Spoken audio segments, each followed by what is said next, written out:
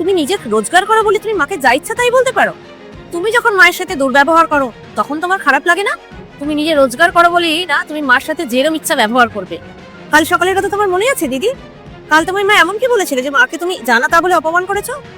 মা তো তোমাকে সামান্য একটু ওষুধ আনার কথা বলেছিল, এবং তার জন্য তুমি মার সাথে কত দুর্ব্যবহার না করলে। তুমি তো একটু ভালো করে মাকে বোঝাতেও পারতে দিদি, কিন্তু তা না করে মাকে কতই না অপমান করেছো কাল তুমি। আজ যখন আমি মাকে দুটো কথা শোনালাম তখন তোমার খুব গায়ে লেগে গেল। আর তুমি যখন মাকে অপমান করো, তুমি কি ভুলে যাও তুমি এই বাড়ির বউ?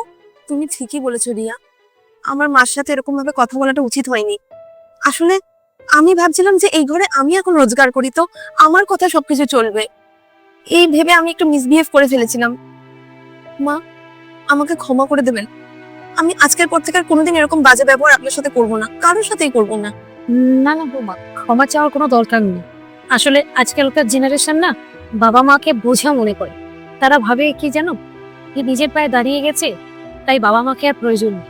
কিন্তু তারা ভুলে যায় যে আজকে তারা যে পজিশনে রয়েছে না, তার বাবা মার জন্যই রয়েছে। হ্যাঁ মা, আপনি ঠিকই বলেছেন। আমরা সত্যি এগুলো ভুলে গেছি যে আমরা আজকে যে পজিশনে রয়েছি সেটা আমাদের মা বাবার জন্যই রয়েছে। আমাকে ক্ষমা করে দেবেন মা। সরি মা, আমাকে আপনি ক্ষমা করে দেবেন। আসলে আপনার সাথে এরকম ব্যবহারটা করার কারণ হলো আমি বড় করে একটু বোঝাতে চেয়েছিলাম যে ও যা করছে জিনিসগুলো ঠিক না। রিয়া, তোমাকেও থ্যাংক ইউ আমাকে এই শিক্ষাটা দেওয়ার জন্য, না হলে তো আমি বুঝতেই পারতাম না।